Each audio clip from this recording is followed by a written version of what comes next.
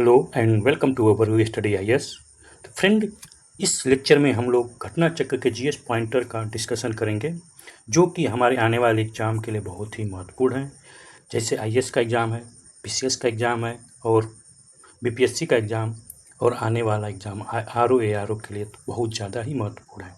और हम ये जानते हैं कि घटना चक्र का जो पॉइंटर है ये पूर्वालोकन का सार है, यानी पूर्वालोकन के तथ्यों को इसमें पॉइंट के रूप में प्रोवाइड किया गया है। लेकिन जो लड़के बिगिनर होते हैं, जो स्टूडेंट बिगिनर हैं, जो हमारे दोस्त बिगिनर हैं, उनको समझने में थोड़ा प्रॉब्लम होता है। इसलिए हम इसमें पूरा इसको सिंप्लीफाई करने के लिए इसके की कॉन्सेप्ट, जो की वर्ड है, उसको भी एक्सप्लेन कर रहे हैं और उससे रिलेटेड जो भी पॉइंट है उस पॉइंट का डिस्कशन डिटेल में थोड़ा कर रहे हैं, जिससे कि कोई भी अगर बिगिनर हो या कोई जो कॉन्सेप्ट भूल गया हो तो रिवीजन करते समय हमें पूर्ण रूप से याद आ जाए। और इसमें खास तौर से ये भी ध्यान दे रहा हूँ कि सिलेबस का कोई पॉइंट ना छूटने पाए, क्योंकि जब पॉइंटर हम लोग करते हैं तो इसमें सिलेबस के बहुत सारे पॉइंट छूट जाते हैं। बहुत से ऐसे टॉपिक होते हैं सिलेबस में तो है, लेकिन हम वो इसमें इग्नोर है, इंपॉर्टेंट भी है लेकिन कुछ इग्नोर हो जाता है पॉइंटर पढ़ते समय, इसलिए उसको कवर करने से थोड़ा सा लेक्चर लंबा हो जा रहा है। और लेक्चर लंबा होने से बहुत से दोस्त जो बोल रहे हैं कि लेक्चर को छोटा किया जाए, लेकिन मेरा मानना ये है कि अगर लेक्चर छोटा हो जाएगा तो एक टॉपिक कंप्लीट नहीं होता। मैं सोचता हूँ कि जो टॉपिक स्टार्ट किया जाए उसको कंप्लीट कर दिया जाए एक लेक्चर में, लेकिन नहीं हो पा रहा है। तो फिर भी मैं सोच रहा हूँ कि एक कम से कम 1 घंटा 1 आवर का लेक्चर बनाने की कोशिश कर रहा हूँ, इससे ज़्यादा ना बने। ठीक, और वो पढ़ाई ही का जिसमें 1 घंटा ना पढ़ें।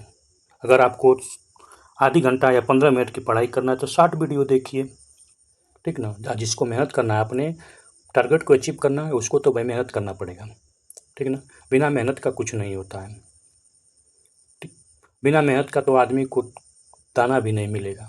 तो आप अगर इतना बड़ा ड्रीम लिए हो, आप एक जिला अधिकारी बनना चाहते हो, आप एक गवर्नमेंट जॉब में जाना चाहते हो, जो कि बहुत ही टफ काम है इस समय लोहा चबाना गवर्नमेंट जॉब, क्योंकि वैकेंसी बहुत कम आ रही है और जॉब बहुत कम है, कंपटीशन बहुत हाई है। तो यहाँ पर सप्लाई डिमांड है, तो सप्लाई डिमांड में यही होगा कि जो ज़्यादा मेहनत करेगा वो उतना पाएगा। तो आपको, अगर आप घंटे के हिसाब से पढ़ाई करते हैं तो आप पढ़ाई छोड़ दीजिए, आपका सिलेक्शन इम्पॉसिबल है। अगर सिलेक्शन लेना है तो आप ये मत सोचिए कि कितना घंटा है, आप ये सोचिए कि हमको कंटेंट सही मिल रहा है कि नहीं, हमारे पढ़ाई में सहायता मिल रहा है कि नहीं। भले वो 1 घंटा रहे, 2 घंटा रहे, 3 घंटा रहे, इट डज नॉट मैटर, लेकिन आपको अंततः सिलेक्शन लेना है, ठीक ना। तो मैं यही कहूँगा कि आप पढ़ाई पर फोकस कीजिए। कंटेंट नहीं है तो उसके बारे में बात कीजिए, क्या कंटेंट में प्रॉब्लम है।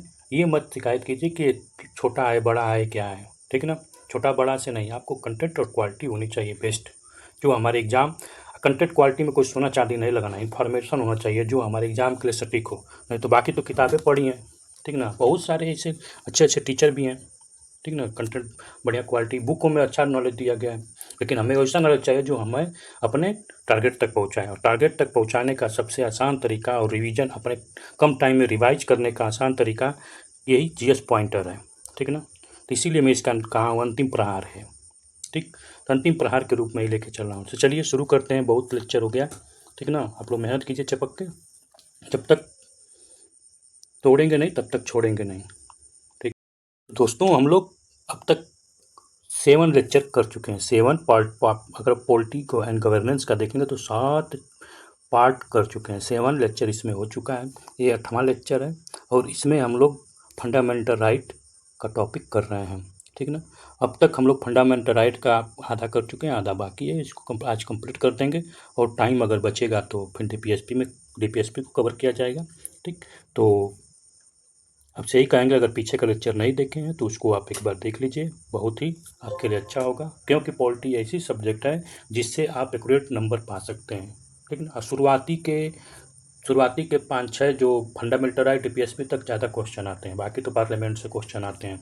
तो शुरुआती के लिए जो लेक्चर है आपके लिए बहुत इंपॉर्टेंट है, समझने के लिए और आगे भी समझने के लिए, ठीक ना। तो टाइम वेस्ट ना करते हुए हम इसको शुरू करते हैं। तो यहाँ पर देखते हैं विच फंडामेंटल राइट, किस फंडामेंटल राइट की बात कर रहे हैं। Amendment as the result of the decision of Supreme Court in India state of Madras versus Champak Durai case. Champak Durai case किसके अगेंस्ट आया था, ठीक। तो चंपक दुरई केस यहाँ तो राइट अगेंस्ट डिस्क्रिमिनेशन लिख दिया है, ठीक, डिस्क्रिमिनेशन मतलब भेदभाव, लेकिन वास्तव में चंपक दुरई का केस जो आया था वो फर्स्ट अमेंडमेंट के टाइम आया था। फर्स्ट अमेंडमेंट जब फर्स्ट कॉन्स्टिट्यूशनल अमेंडमेंट हुआ था 1951 में, ठीक ना, ये तुरंत ही हुआ था। और इस कॉन्स्टिट्यूशनल अमेंडमेंट में क्या हुआ था कि आर्टिकल 15 में 4 जोड़ दिया गया, और इसमें जोड़ा गया क्या, SC/ST के लिए, SC और ST के लिए रिजर्वेशन का प्रोसेस जोड़ा गया। अब ये जब जोड़ा गया शैक्षिक संस्थाओं में, ठीक ना, तो वहाँ पर मद्रास स्टेट है वो लागू किया, और जब लागू किया तो प्रॉब्लम क्रिएट हुआ। तो चंपक दुरई जी क्या किए, कोर्ट का सहारा लिए, बोले कि ये तो हमारा डिस्क्रिमिनेशन हो रहा है, क्योंकि आर्टिकल 14 बोल रहा है कि हमें राइट टू इक्वलिटी है, और राइट टू इक्वलिटी का यहाँ पर डिस्क्रिमिनेशन हो रहा है, ठीक ना, समझ में आया। लेकिन यहाँ पर सुप्रीम कोर्ट ने इस केस को रद्द कर दिया, और इसमें मद्रास स्टेट का जीत हुआ, मतलब कि अमेंडमेंट को सही माना, ठीक।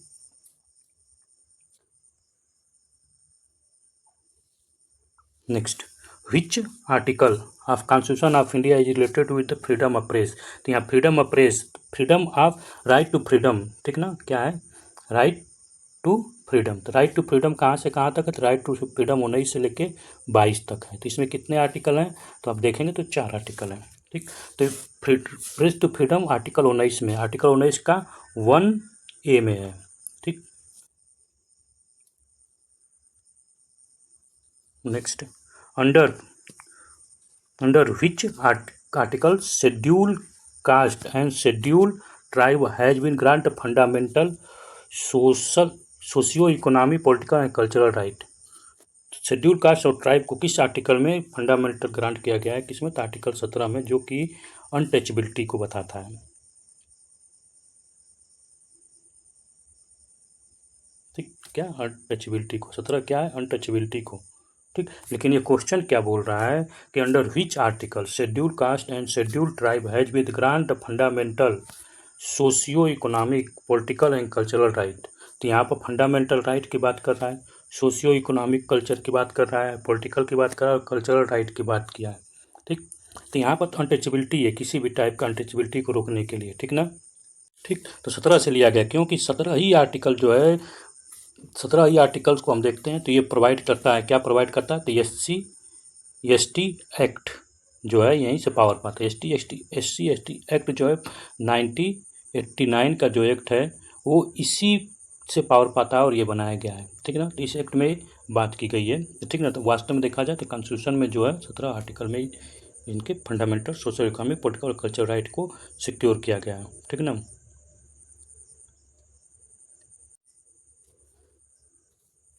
विच कैटेगरी, यहाँ पर कैटेगरी की बात कर रहा है, fundamental right in corporate protection against untouchability as for the discrimination. Right to equality में कैटेगरी जो है राइट टू इक्वलिटी है, राइट टू इक्वलिटी के कैटेगरी में ग्रुप में 5 हैं, कितने, 5 आर्टिकल हैं, कौन कौन, तो 14, 15, 16, 17 और 18, ठीक। और 18 और 17 में जो है अनटचेबिलिटी की बात की गई है। तो अगर ग्रुप बोलेगा तो यहाँ पर कैटेगरी बोला है, तो कैटेगरी से आप कंफ्यूज नहीं होना, सोच रहे हैं किस तरह से क्वेश्चन पूछ रहा है, ठीक ना। Indian constitution does not give the right to freedom of press, it is including. Indian constitution does not give right to freedom of press. यहाँ पर प्रेस की बात की जा रही है कि इंडियन कॉन्स्टिट्यूशन नहीं दिया है right to freedom of press, but is including किसमें, तो 19 का 1A में, ठीक। लेकिन इंडियन कॉन्स्टिट्यूशन नहीं दिया है, ठीक, माना जाता है, ठीक ना, क्योंकि इसमें बोला गया राइट टू फ्रीडम। तो इसमें माना जाता है कि मीडियम, उसमें प्रेस का नाम नहीं लिखा गया है कि न्यूज़ के लिए ये आर्टिकल, बस माना जाता है कि भाई मीडिया क्या है, यहीं से उसको पावर मिला है कि वो न्यूज़ रिपोर्ट कर सकती है, उसका राइट है, स्पीक, राइट टू स्पीक, ठीक है ना। Next, freedom of newspaper in India provide in special provided by the article 90A।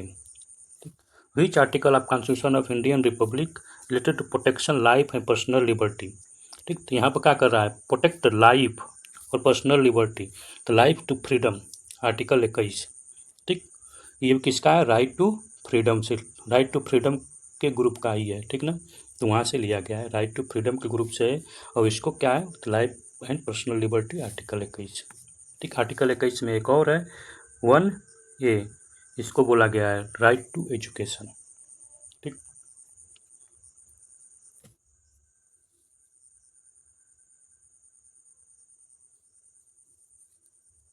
Which article of the Indian constitution protect the personal right to travel abroad, right to life. Article 21 protect करता है कि हम कहीं भी घूम सकते हैं, जा सकते हैं। ठीक ना।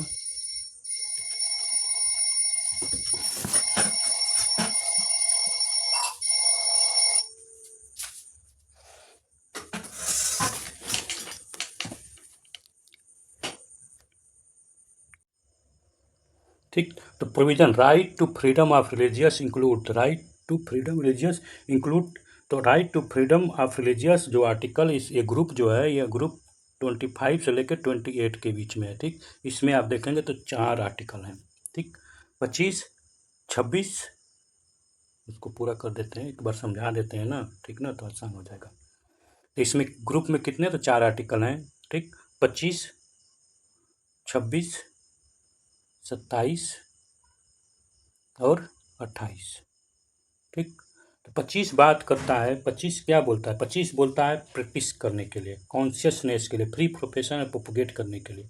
और 26 ये देखिए, इसमें आप कुछ हर चीज़ कर सकते हैं। आप क्या करना है, आप अपने अंदर सोचिए कि हम भगवान की पूजा करें, कॉन्शियसनेस, आत्मा आत्म आत्म। ठीक, फ्री प्रोफेशन, प्रैक्टिस, प्रोपोगेट, फैलाना। 26 में क्या बोलता है, इसको याद करिए, मैनेज करना, मैनेज क्या, रिलीजन को मैनेज करना। ठीक, यहाँ पर 27 में आप अपने मन से टैक्स दे सकते हैं। क्या टैक्स, कि हम अपने मन कर रहा है तो हम रिलीजियस इंस्टीट्यूट, जैसे राम मंदिर हुआ था तो लोग क्या करते थे, दे रहे थे कि नहीं, पैसा डोनेट कर रहे थे ना। ठीक, किस लिए, प्रमोट करने के लिए, अपने रिलीजियस को प्रमोट करने के लिए। और 28 क्या बोलता है कि आप अटेंड करेंगे। ठीक, हम ही वर्शिप करेंगे, यानी जाएंगे मंदिर में, वहाँ पर जाके रिलीजियस मूवमेंट को या किसी भी रिलीजियस इंस्ट्रक्शन को हम अटेंड करेंगे। कहीं स्पीच हो रही है तो हम जाकर अटेंड करेंगे, अटेंड कर सकते हैं। ठीक, तो ये आपका 4, तो आपको बस ये इसमें आपको प्रोपोगेट करना, सब वो करना, आप अपने आप को प्रैक्टिस करने की बात है। ये 26 मैनेज करने की बात है, ये टैक्स देने की बात है, और इसमें अटेंड करने की बात है। ठीक, ठीक है, तो इतना आपको मालूम रहे। तब देखिए, according to article 25 constitution, right to freedom of religious not subject to humanism, humanism को सब्जेक्ट नहीं किया गया। ठीक ना, जो जिसका मन करे वो करे, यहाँ पर ह्यूमनिज्म को नहीं सपोर्ट किया गया, सब्जेक्ट नहीं किया गया, सब्जेक्ट नहीं किया गया। ठीक ना।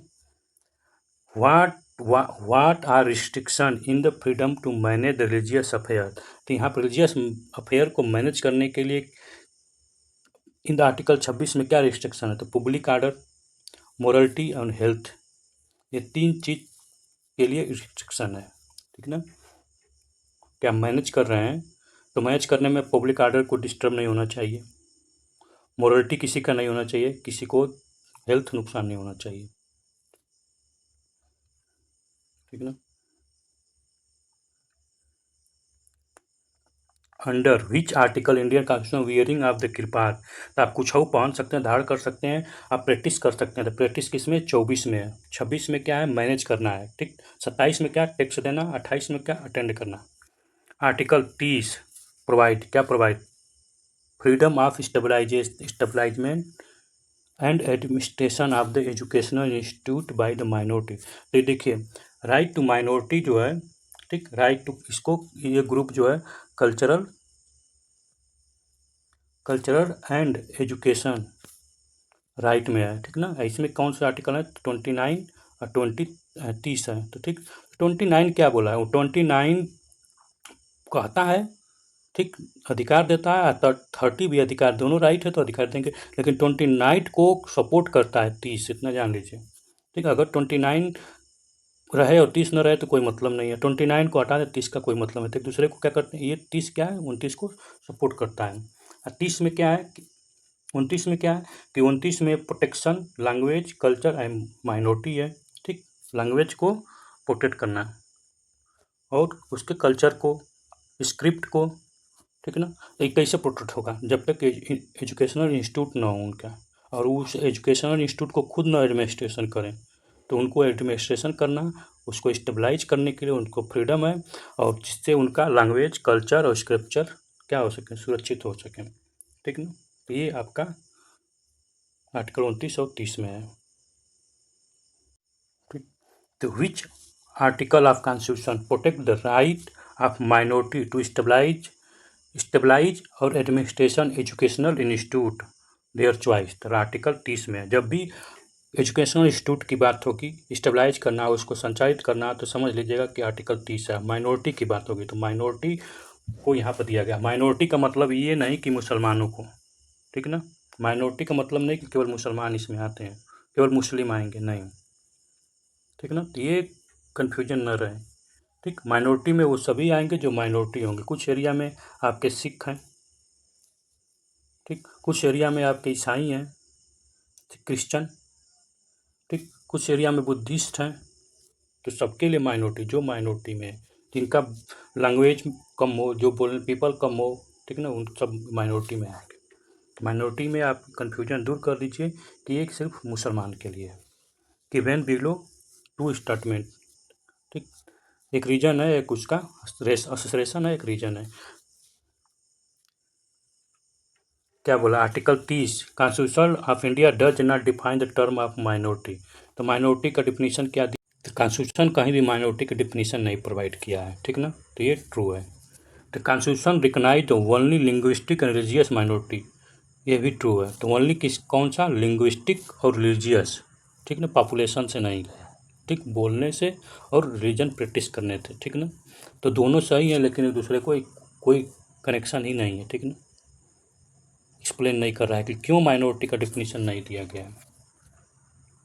Next, which right can enforce under article 32 of the Indian constitution, fundamental right. 32 की जब भी बात करेगा तब समझ लीजिए कि फंडामेंटल राइट है। और 32 में कितने, 5 रिट हैं, 5 रिट की बात की गई है। जब भी किसी का फंडामेंटल राइट वायलेट होगा, किसी भी सिटीजन का, किसी भी फॉरेनर का भी, तो वो सुप्रीम कोर्ट जा सकता है। और हाई कोर्ट जाने के लिए उसको 226 आर्टिकल के तहत वो जाएगा। ठीक ना। इतना आपको मालूम है। 5 रिट कौन कौन से है एक बार जान लीजिए। तो 5 रिट में जो है, फर्स्ट रिट है habeas corpus, habeas corpus. Second क्या है, मैंडेमस, मैंडेमस। थर्ड क्या है, थर्ड प्रोविटेशन, क्या, प्रोविटेशन, यहाँ पर रोका गया है। फोर्थ क्या है, सेसोरियो। 5 क्या है, क्यू वारंटो। ठीक, तो ये आपको मालूम रहे। Next, guardian of fundamental right कौन है, जुडिशरी, सुप्रीम कोर्ट। ठीक, गार्डियन ऑफ फंडामेंटल राइट कौन है, supreme court. Which one of the following is regarding the protector of fundamental right of citizen, guardian of the constitution of India, supreme court. ठीक, which right was describe by the doctor Ambedkar as the heart and soul of the constitution, article 32। ठीक है, constitution remedy को इन्होंने heart और Saul, heart माने दिल, Saul माने आत्मा, आत्मा और दिल दोनों बोला है। ठीक ना।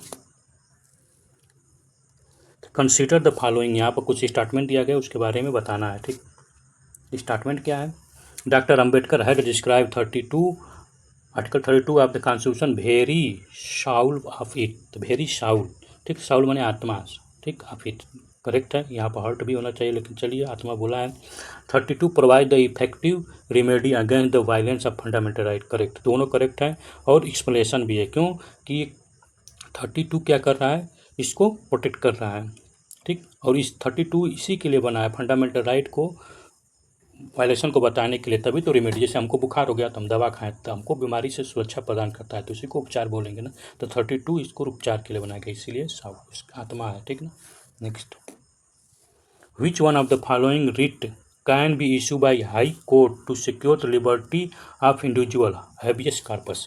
हैबियस कॉर्पस जो है 30, सुप्रीम कोर्ट 32 के तहत कर सकता है, और हाई कोर्ट 226 आर्टिकल के अंतर्गत कर सकता है। और हबियस कॉर्पस में क्या होता है कि इसमें अगर डिटेंशन हो गया, अरेस्ट हो गया है और उसकी किसी को पता ठिकाना नहीं चल रहा है, तो आप सुप्रीम कोर्ट में रिट डालेंगे और कहेंगे कि उसको प्रेजेंट किया जाए। ठीक, वो आदमी कहाँ गुम हो गया, तो इसीलिए कहा गया हैव टू बॉडी। इसका मतलब होता है हैव टू बॉडी। ये रोम इटाली है, रोमन, ग्रीक ग्रीक और क्या बोलते हैं यार, जर्मन, जर्मन वर्ड है, जर्मन सा, French, French. The writ which में file protect the right of the personal freedom, personal freedom protect करना, हर्बियस कार्पस फर्स्ट रीट है। 5 रीट हैं, ठीक ना, तो 5 रीट में फर्स्ट ये है हर्बियस कार्पस, सेकेंड मैंडमस, ठीक, मैंड लिखना जरूरी है, लिखना जरूरी है कि काम हो जाए, मैंडमस, ठीक, यहाँ पर ये रहेगा मैंडमस। तो मैंडमस में मतलब कि अगर कोई मैड हो गया है उसके लिए, मैड कौन होगा, पागल कौन होगा, जिसके पास पावर और शक्ति आ जाएगी तो वही मैंडमस हो जाएगा। तो इसमें किसी के पावर शक्ति को रोकने के लिए मैंडमस का यूज किया जाता है, कौन का, तो जो पब्लिक सर्वेंट है उसको, ठीक। और चलिए फिर आएगा तो डिस्कशन करेंगे, इसको कई बार डिस्कशन हो गया। करेक्ट मैच बताना है। आर्टिकल 16 का 2, no person can be discrimination against the matter of public appointment ground of race, religious, caste. यहाँ पर 6 ग्राउंड है, ठीक, यहाँ पर 3 दिया, 6 ग्राउंड है, ठीक। तो आर्टिकल 16(2) में, तो 16(2) में 6 आर्टिकल हैं, 6 सब क्लाज हैं, ठीक ना, 6 सब क्लाज हैं, ये मालूम होना चाहिए। 6 सब क्लाज में पहला क्लाज बोलता है पब्लिक एम्प्लॉयमेंट में अपॉर्चुनिटी, पब्लिक एम्प्लॉयमेंट में अपॉर्चुनिटी, ठीक। अगर कोई पब्लिक फर्स्ट बोलता है, 6 का फर्स्ट बोलता है पब्लिक एम्प्लॉयमेंट की बात करता है, उसमें अपॉर्चुनिटी, इक्वल अपॉर्चुनिटी की बात की जाए, इक्वल अपॉर्चुनिटी दी जाए, ठीक। दूसरा बोलता है कि किसी प्रकार का डिस्क्रिमिनेशन नहीं होना चाहिए, किसमें, ये पब्लिक एम्प्लॉयमेंट देने में। और किस प्रकार का डिस्क्रिमिनेशन है, तो उसके रिलीजन पर, उसके रेस पर, उसके कास्ट पर, उसके बर्थ प्लेस पर, ठीक, 6 बर्थ प्लेस, उसके रेजिडेंस पर, ठीक, और 6, ठीक। और उसके बाद 6(2) हो गया। 6(3) में आपको बोला गया है, 6(3) में, 16 का 3 में बोला गया पार्लियामेंट कोई भी प्रिस्क्रिप्शन ला सकती है रेजिडेंस की कंडीशन में एम्प्लॉयमेंट देने के लिए, जो कि लोकल अथॉरिटी उसको पालन करना पड़ेगा, ठीक है ना, समझ रहे हैं। और 4th में बोला गया है, यहाँ पर रिजर्वेशन बोला गया है कि यहाँ पर जो किसी भी संस्था में अगर उनका पब्लिक एम्प्लॉयमेंट में उनका अगर भागीदारी कम है, सिंपल भाषा में उनका भागीदारी कम है, तो उनको एम्प्लॉयमेंट में रिजर्वेशन दिया जाए, ठीक। तो जिसमें SC, इसमें 2 हैं, 16 का 4 ए है और 16 का 4 बी है, ठीक। तो ए में आपको SC ST हैं, बी में आपका OBC, ठीक। तो SC ST और यही 4 में आपका आता है कौन, इंदिरा साहनी केस, जिसमें 50% का कैप लगा है और OBC का क्रीमी लेयर बनाया गया है, क्रीमी लेयर का कैप लगा है, ठीक। 5 का है, 5 माइनॉरिटी के इंस्टीट्यूट के लिए, ठीक ना, माइनॉरिटी के इंस्टीट्यूट के लिए, जो माइनॉरिटी आप आर्टिकल 30 में देख रहे हैं, ठीक ना, तो वहाँ पर यहाँ पर दिया गया है कि उनको भी क्या, उनके एम्प्लॉयमेंट के लिए वहाँ पर सिक्योर हो, ठीक। और 6 में है 10% रिजर्वेशन, वो भी EWS, social economical, EWS economical weaker section, इतना आपको 16 का मालूम होना चाहिए। आर्टिकल 29 का 2, 29 class 2, no person shall be deny admission into any educational institute maintained by the state or receiving state aid on the ground of the religious, race, caste, language and any of them। तो ये 29 कौन सा है, तो 29 वही है, cultural and educational right. तो वहाँ पर 29 के 2 में बोला गया कि किसी भी एजुकेशनल इंस्टीट्यूट को अगर सरकार के द्वारा मेंटेन कर रही है तो उसको किसी भी को आपको रोक नहीं सकते हैं कि आप इसमें एडमिशन नहीं ले सकते हैं, ठीक। Next 30(1), all minority whether based on the religious language shall be right to stabilise and administrate educational institute their choice. तो यहाँ पर सभी माइनॉरिटी के लिए बोल रहा है। अभी कौन सा माइनॉरिटी, लिंग्विस्टिक और रिलीजियस माइनॉरिटी, 2 माइनॉरिटी, उनको पूरा राइट है कि वो किसी भी इंस्टीट्यूट को स्टेबलाइज कर सकते हैं, उसको एडमिनिस्ट्रेट कर सकते, उसको प्रबंधक संचालित कर सकते हैं, एडमिनिस्ट्रेट कर सकते हैं, ठीक। Article 31, no person shall be deprive of his property save by the authority of law. ये पहले था लेकिन बाद में इसको हटा दिया गया, ठीक ना। ये पहले के कॉन्स्टिट्यूशन में आपको मिलेगा।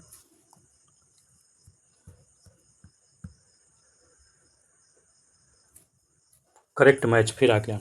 The fundamental duty second amendment 42nd amendment of the constitution parliament can amend the fundamental right Kesavananda Bharati case, ठीक। तो फंडामेंटल राइट को अमेंडमेंट केशवानंद भारती केस में, तो ठीक, तो केशवानंद भारती केस में बोला क्या कि ठीक है आप कुछ भी अमेंडमेंट करते, लेकिन बेसिक स्ट्रक्चर को केशवानंद भारती किससे, तो बेसिक स्ट्रक्चर से है, ठीक ना। Doctrine of basic structure. Minerva mill भी बेसिक स्ट्रक्चर से है, ठीक। तो 42nd अमेंडमेंट में फंडामेंटल ड्यूटी क्या इसी में घुचुर पुचुर कर दिया है, ठीक ना। देखो फंडामेंटल ड्यूटी 42nd अमेंडमेंट में लाया गया कॉन्स्टिट्यूशन में, ठीक। Parliament can amend the fundamental right Kesavananda Bharati case, सही। Doctor of basic structure theory Minerva mill, यार गलत बोल रहा है। Doctor of basic structure theory Kesavananda Bharati case में है, ठीक। मिनर्वा मिल केस जो है इसी को सपोर्ट करता है, जो कि 80 में आता है, 1980 में।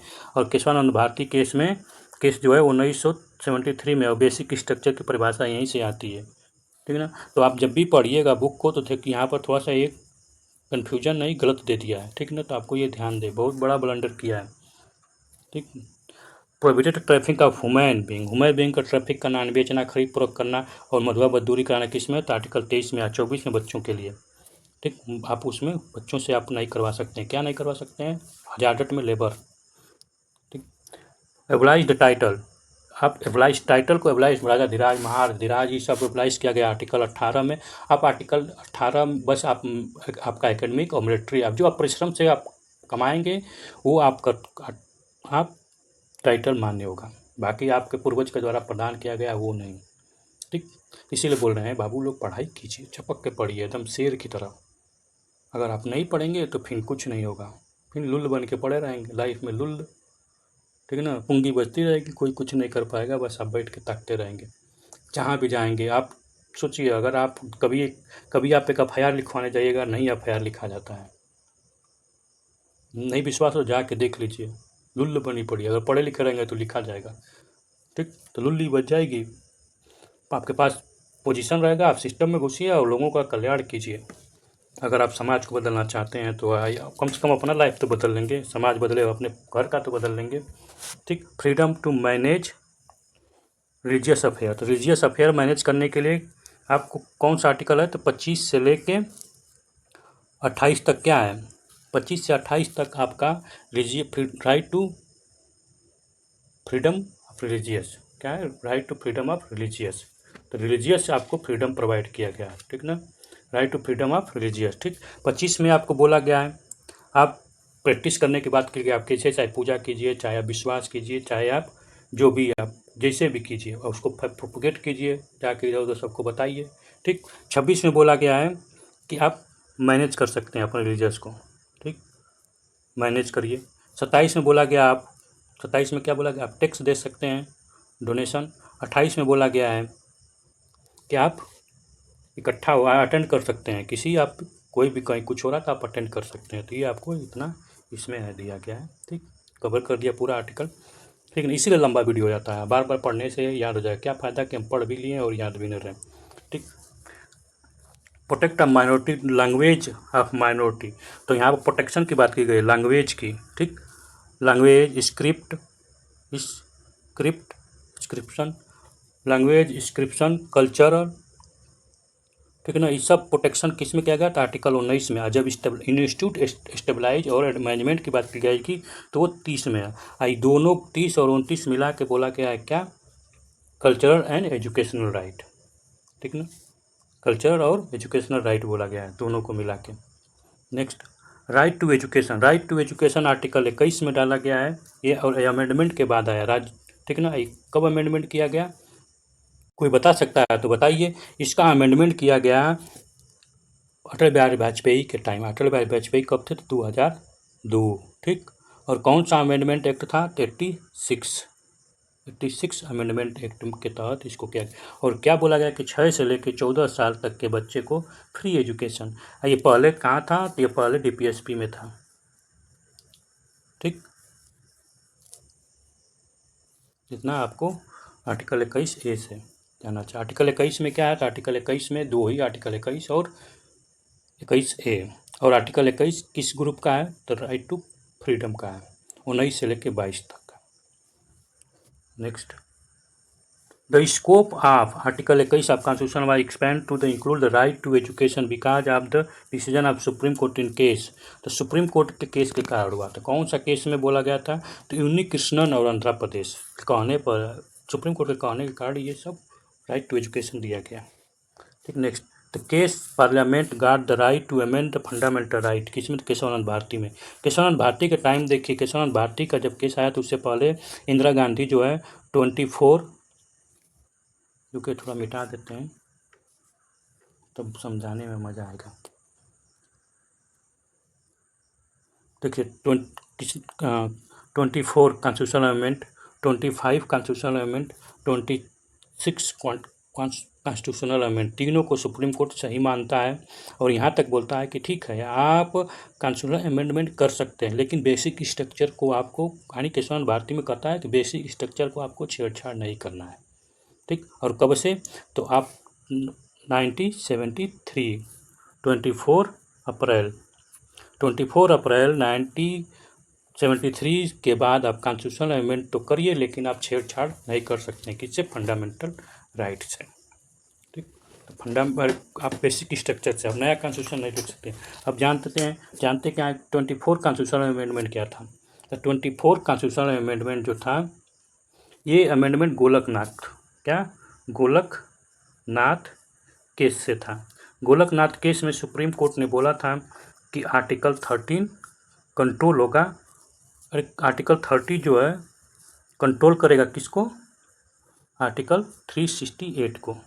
ठीक, इससे पहले जो केस हुआ था शंकरी प्रसाद केस 1951 में। ठीक, 1951 में शंकरी प्रसाद केस में यही बोला गया कि जो आर्टिकल 13 है, ये आर्टिकल 16 को 368 को कंट्रोल नहीं करेगा। इसके बाद फिर सज्जन सिंह केस आता है, उसमें भी शंकरी प्रसाद को ही केस यही सेम रिपीट करता है। लेकिन गोलकनाथ केस में क्या होता है कि सुप्रीम कोर्ट पूरी कहानी बदल देता है। ठीक ना, जब पूरी कहानी बदल जाती है तो प्रॉब्लम क्रिएट हो जाता है। क्या प्रॉब्लम क्रिएट होता है? कि अब पावर ख़त्म हो जाती है। ठीक, क्या पावर ख़त्म हो जाती है? किसकी? पार्लियामेंट की, कि वो कॉन्स्टिट्यूशन में कुछ बदलाव फंडामेंटल राइट या के अंदर कर सकते हो कि 368 को कंट्रोल करेगा। ठीक, अब इसी को बदला लेने के लिए क्या करती हैं इंदिरा गांधी? 24th अमेंडमेंट लाती है और गोलकनाथ केस को उलट देती हैं। मतलब वो बोल देती हैं कि भैया इसमें जोड़ देती हैं एक शब्द। ठीक, और 13 में 4 जोड़ देती हैं और जोड़ के बोलती हैं कि जो भी कुछ होगा, जो ये 368 से कोई मतलब नहीं, सीधे not valid for the article 13 not control, and सीधे ये कंट्रोल नहीं करेगा 368। मतलब 368 लॉ नहीं है, लॉ को कंट्रोल नहीं करेगा। समझ में आ रहा है? ठीक है ना? नहीं समझ में आ रहा है कोई बात नहीं, एक बार और देखिए समझ में आए। 24 हो गया केशवानंद भारती। 25 क्या है? 25 कॉन्स्टिट्यूशनल अमेंडमेंट में क्या है कि यहाँ पर बैंक नेशनलाइज लेके आती हैं। बैंक को नेशनलाइज कर देती हैं। और जब बैंक नेशनलाइज आती है तो यहाँ पर RC कूपर केस जो होता है, उसमें सुप्रीम कोर्ट बोलता है कि बैंक नेशनलाइज नहीं किया जा सकता है। तो सुप्रीम कोर्ट तब उसके बाद RC कूपर के केस को पलटने के लिए 24th अमेंडमेंट लाती है। ठीक, इंदिरा गांधी, और इस केस को बदल देती है और बैंक नेशनलाइज को अंजाम देती हैं। 26 ये प्रिवी पर्स से है, जिसमें माधवराव सिंधिया केस में सुप्रीम कोर्ट बोल देता है कि आप किसी का, जो राजा का डेफिनेशन है, राजा को आप नहीं ऐसे प्रिवी पर्स ख़त्म नहीं कर सकते हैं। तो इंदिरा गांधी आती हैं और 26 अमेंडमेंट लाती है और प्रिवी पर्स में राजा का डेफिनेशन चेंज कर देती हैं। ठीक, और प्रिवी पर्स जब राजा का डेफिनेशन चेंज हो जाता है तो फिर ये लोग कुल बाहर हो जाते हैं। तो ये रीजन है। तो इसी के कारण बेसिक स्ट्रक्चर आता है। बेसिक स्ट्रक्चर बोला गया कि आप कुछ नहीं कर सकते हैं। Next, judgment deal the fundamental right. A Gopalan और स्टेट, ठीक, 1950 में आया था। फंडामेंटल राइट से करता है, तो कौन से फंडामेंटल राइट से करता है ए गोपालन, कोई बताएगा कमेंट। इसीलिए बोलता हूँ डिटेल थोड़ा सा जानना जरूरी है। अब किसी को पता ही नहीं होगा कि एक को पढ़ तो लिया एक गोपालन केस किससे, लेकिन क्या है याद नहीं है। ठीक, आर्टिकल 21 फंडामेंटल राइट, ठीक, को डील करता है। गोलकनाथ केस किसको, तो ये झगड़ा पंजाब और इसका किसका है, तो ये आर्टिकल 13 और 368 का झगड़ा है। ठीक ठीक, तो इसमें हो जाता है 13 को कंट्रोल करेगा। मतलब कि 13 में क्या है, 13 लॉ को बताता है, लॉ का डिफिनीशन। और 36 का है, लॉ क्या होता है, लॉ कुछ भी पार्लियामेंट बना रही हो, कोई आर्डर आर्डर कुछ भी हो, सब एक्ट का लाएगा। तो 368 भी क्या एक तरह का लॉ ही तो है। जब लॉ है तो 13 जो है 13 पर कैसे लागू होगा, मतलब कि फंडामेंटल राइट में आप कैसे होगा। तो वहाँ पर झगड़ा चलता था। अब देख इसको पढ़ेंगे बड़ा मज़ा आता है। इसमें क्या होता है कि 39B 39C जो DPSP का है, और आर्टिकल 14 और आर्टिकल 16, ठीक है ना, आर्टिकल 16 तो इन्हीं का झगड़ा है। आर्टिकल 14 आर्टिकल इतना, ठीक। अब उसमें क्या होता है कि जब इसके बाद केशवनाथ भारती जब केस आती है, तो केशवनाथ भारती केस में यही बोल देते हैं सुप्रीम कोर्ट बोल देता है कि जो 368 है ये लॉ नहीं है। क्या, ये लॉ नहीं है। Constitutional amendment is not a law. अब लॉ नहीं है तो कैन नॉट बी चेंज। इसको 13 को कंट्रोल कर, मतलब कि सीधे 368 जो है 13 को कंट्रोल करेगा। मतलब कि 368 को अगर हम कुछ भी चेंज कर सकते हैं, कॉन्स्टिट्यूशन को पूरा चेंज कर सकते हैं किसी, तो 368 से। 13 भी कॉन्स्टिट्यूशन का ही पार्ट है, लेकिन हम इतना ना चेंज करें कि कॉन्स्टिट्यूशन ही नया लिखा जाए। तो इसीलिए बेसिक स्ट्रक्चर का क्या आता है कंसेप्ट, बेसिक स्ट्रक्चर का कंसेप्ट सुप्रीम कोर्ट इसमें देता है। ठीक, अब Minerva mills union of India, तो मिनरवा मिल्स भी आता है। मिनरवा मिल्स भी बेसिक स्ट्रक्चर को ही बताता है।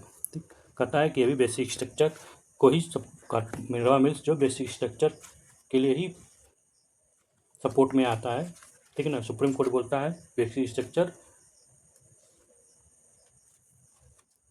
बेसिक स्ट्रक्चर, इसमें जुडिशियल रिव्यू बोलता है कि जुडिशियल रिव्यू किया जा सकता है। ठीक ना, जुडिशियल रिव्यू, कोई भी कानून बनेगा और फंडामेंटल राइट को वायलेट करेगा तो जुडिशियल रिव्यू होगा। ठीक, केशवनाथ भारती में भी जुडिशियल रिव्यू को बोलता है।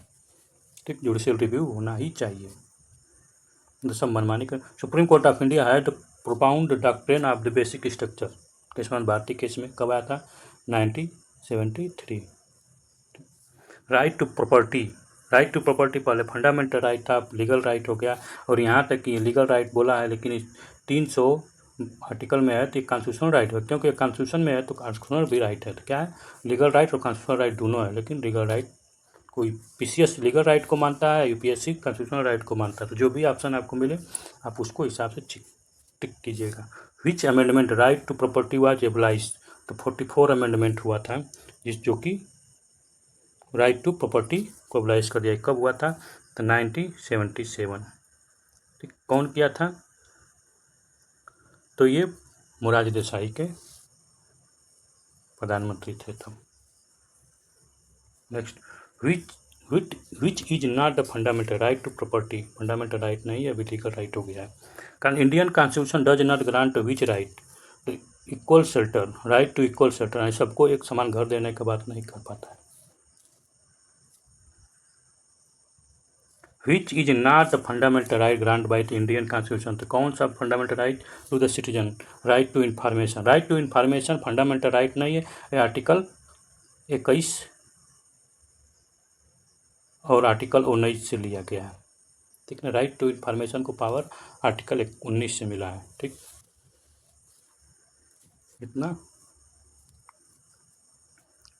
Next, which right is available all person under the Indian constitution, तो सबके लिए कौन सा पर्सन, सभी के लिए कौन सा है, तो right to equal protection of law, equal protection law, ये किसमें है, तो आर्टिकल 14 में। तो आर्टिकल 14 का सेकेंड है प्रोटेक्शन। अब फर्स्ट क्या है, 14 का first, equality before the law, क्या है इक्वलिटी बिफोर द लॉ, तो लॉ के सामने सब बराबर है। यहाँ बिफोर आ गया है तो बी फार का होगा ब्रिटेन, ये ब्रिटेन से लिया गया है। ठीक है, ये कहाँ से लिया गया है, यूएसए से लिया गया है, यूएसए का कंसेप्ट है। ठीक, नेक्स्ट,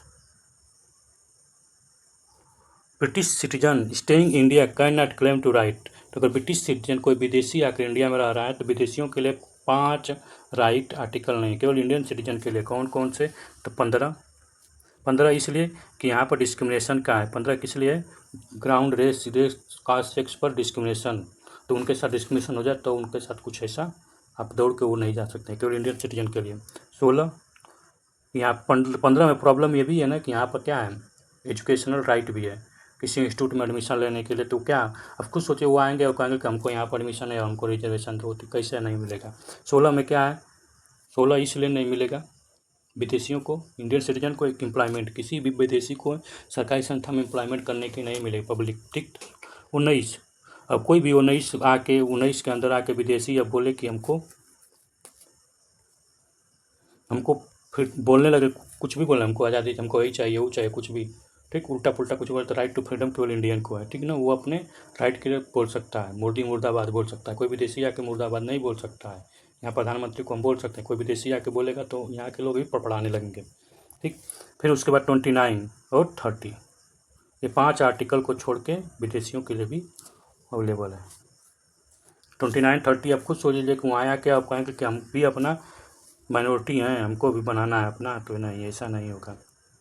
ठीक, next, which right can not be suspended and restriction even the national emergency के time, right to life and personal liberty. ठीक, right to life article 21, personal liberty article 20, 21 और 20 नहीं होगा। Word Hindu in article 25 of constitution of India does not include, ठीक ना, किसने, तो पारसी हिंदू में नहीं है। ठीक, हिंदू में कौन कौन आते हैं, तो बुद्ध आते हैं, जैन आते हैं, सिख आते हैं, ठीक ना, और कोई है, हाँ, सैविज्म, वैष्णविज्म, ठीक ना, दुनिया भर के जो भी हैं वो उतना तो मालूम है। Next, in India if a religious sect community is given the status of national minority, यानी किसी रिलीजियस सेक्ट को या कम्युनिटी को अगर रिलीजियस नेशनल लेवल पर क्या उसको माइनॉरिटी का स्पेशल एडवांटेज क्या मिलेगा, तो अगर माइनॉरिटी का मिल गया तो इनको क्या हो गया, अपना कल्चर और एजुकेशनल के लिए फ्रीडम, मतलब 29 और 30 इनको राइट मिल जाएगा आर्टिकल के अंदर। ठीक, जो कि एब्सोल्यूट राइट है। तो क्या कर सकते हैं, स्टेबलाइज कर सकते हैं, एडमिनिस्टर करते हैं एजुकेशनल इंस्टीट्यूट, और can be derive the benefit from the prime minister 15 point programme. ठीक, प्राइम मिनिस्टर का 15 पॉइंट प्रोग्राम है जो ट्राइबल के लिए, चाहे उनको माइनॉरिटी के लिए, वो इनका लाभ ले सकते हैं। ठीक ना, next, an accuse of any offence can not be compelled to the witness against him, which article of India can be provide, तो कोई भी अगर कोई क्राइम किया है, कोई एक्यूज है, मान लीजिए ए है, ए कोई एक्यूज किया, ठीक, कोई क्राइम, माने बी का मर्डर कर दिया, बी को क्या किया, किल, तो ए अब कोई नहीं देखा, अब ए को पुलिस अरेस्ट लेके गई है, बोल रही है, वो ए खुद जाके पुलिस में बोला है कि मैंने इसको मार दिया। ठीक, तो ये अपना गवाही खुद नहीं दे सकता है, अपना विटनेस नहीं बन सकता है। ठीक, तो ये यहाँ पर कह रहा है, तो आर्टिकल 20 का 3 में है। ठीक, तो आर्टिकल 20 का 3, ठीक है ना, तो इतना याद रहे। अरे यार कहाँ, कभी कभी अपने से भागने लगता है। Which article of Constitution provide a protection accused regarding the convict from the double bar self incrimination, DOPRD and self incrimination, किसमें, तो 20 में। ठीक, सब क्या है, राइट टू फ्रीडम, जब आज़ादी मिलेगी तभी तो हम क्या करेंगे, चिल्पो मचाएंगे। ठीक, ज़्यादा आज़ादी भी क्या है, नुकसानदायक है। जैसे आप लोग को इतनी आज़ादी मिल गई है कि क्या करेंगे, आज़ादी का मज़ा ले रहे हैं, पढ़ना लिखना है नहीं। ठीक, बस सोचेंगे सर्टिफिकेट मिल जाए, बस 15 मिनट में हमारा काम हो जाए। पढ़ाई 15 मिनट में काम हो जाए तो क्या ज़रूरत है, सब लोग ना करने लगे। No person shall be prosecute and punish for the same offence more than one. ठीक है, डियोपार्डी इसको बोलते हैं, एक ही क्राइम के 2 बार पनिशमेंट न मिलना। Under which article about the prescribe convention of crime, article 20। ठीक, डियोपार्डी आर्टिकल 20 में है। Which article of Indian constitution doctrine due process apply included. Due process law stabilise by law, article 21 में आया। ये कौन सा केस में आया था, तो केस को याद कर लीजिएगा, अपना मेनका गांधी केस में इस प्रोसेस को आया था। ठीक, ड्यू प्रोसेस ऑफ लॉ, ये कहाँ से लिया गया है, तो इंग्लैंड से लिया गया। Which article of safeguard and fundamental right are arrest person, 22। ठीक, 22 क्या करता है, किसी पर्सन को अरेस्ट होने से सेफ गार्ड अपने उसको बचाता है। Under preventive detection act a person can B arrest without the trial, 3 month के लिए, 90 दिन के लिए किसी भी पर्सन को हम अरेस्ट कर सकते हैं, उसका ट्रायल नहीं होगा। बाकी तो पुलिस वाले कुछ नहीं, इनकाउंटर कर देंगे। उसके बाद 30 दिन के बाद क्या करना है, 90 दिन के बाद, तो उससे पहले ही कर देंगे। Which writ regard to great safe guard for the liberty of the person, habeas corpus, इसमें क्या है, सीधे हमको प्रेजेंट होना है। बॉन्डेड लेबर, बंधुआ मजदूरी एब्लाइज किया गया इंडिया में। ठीक, कब किया गया, in act of the parliament in act 1976 में। ठीक, किसका टाइम है, इंदिरा गांधी का टाइम है। इस समय क्या हुआ था, तो इस समय इमरजेंसी लगी थी। इस समय एक और हुआ था ना, 42nd अमेंडमेंट, ठीक ना, कॉन्स्टिट्यूशन का, तो याद है। और क्या है, child labour was prohibited, hazardous employment 24 article में दिया गया है, और कॉन्स्टिट्यूशन, इंडियन कॉन्स्टिट्यूशन में। ठीक, in the contest of India which is correct relationship between right and duty, right और ड्यूटी के बीच में क्या करेक्ट है, राइट को रिलेटेड विथ ड्यूटी। ठीक, राइट को क्या करिए, ड्यूटी के साथ को रिलेट कर दीजिए, इससे बेस्ट कुछ नहीं है। ठीक, तो हम लोगों ने फंडामेंटल राइट का कंप्लीट कर लिया, और आशा करते हैं आपको समझ में आई होगी। नहीं समझ में आई होगी तो हम क्या कर सकते हैं। ठीक, हम तो यही कह सकते हैं कि पढ़ाई कीजिए। ठीक, नहीं समझ में आई होगी तो क्या कर सकते हैं, समझ में आया होगा, अच्छा लगा होगा तो बेस्ट है, आप जाके फोड़ आएंगे परीक्षा में, या तो खुद फूट आएंगे। ठीक ना। अब यहाँ से फंडामेंटल राइट से जान लीजिए, फंडामेंटल राइट से हमेशा एक दो क्वेश्चन आता है, कोई भी एग्जाम हो। ठीक, और 1-2 क्वेश्चन आता है, अगर पूरा लेक्चर को आप बढ़िया से देख लिए, समझ लिए, तो यहाँ पर कोशिश किया हूँ कि आपको और कोई बुक न पढ़ने की ज़रूरत पड़े। जो वनडे वाले हैं तो वो तो बुक न पढ़ें, आरओ वाले हैं तो वो भी न पढ़ें, पीसीएस आईएएस वाले हैं तो बुक पढ़ना पड़ेगा, लेकिन लास्ट मोमेंट पर तो बुक पढ़ना, अपने सर पर पत्थर मारना। ठीक ना। ठीक, तो अगले लेक्चर में मिलेंगे हम लोग, चपक के फिन होगा डायरेक्टिव प्रिंसिपल, कोशिश करेंगे डायरेक्टिव प्रिंसिपल एक लेक्चर में और ड्यूटी दोनों एक लेक्चर में ख़त्म हो जाए। ठीक है, तो शेरों जागो, देश बुला रहा है। ठीक ना, देश बुला रहा है। ठीक, तो इस देश की धरती के साथ जो कर्ज चुकाना तो पड़ेगा। ठीक, धन्यवाद। चपक के पढ़ाई कीजिए। याचना नहीं अवरण होगा, संघर्ष बड़ा भीषण होगा, दुर्योधन रण ऐसा होगा, फिर कभी न वैसा होगा। ठीक ना, तो कृष्ण जी ने ये बोला है, और आपको भी यही कहना है। याचना नहीं अवरण होगा, संघर्ष बड़ा भीषण होगा, दुर्योधन रण ऐसा होगा, फिर कभी न वैसा होगा। चलिए नेक्स्ट मिलते हैं लेक्चर में। ठीक, thank you for very much for the watching. Thank you. ठीक, जय हिंद।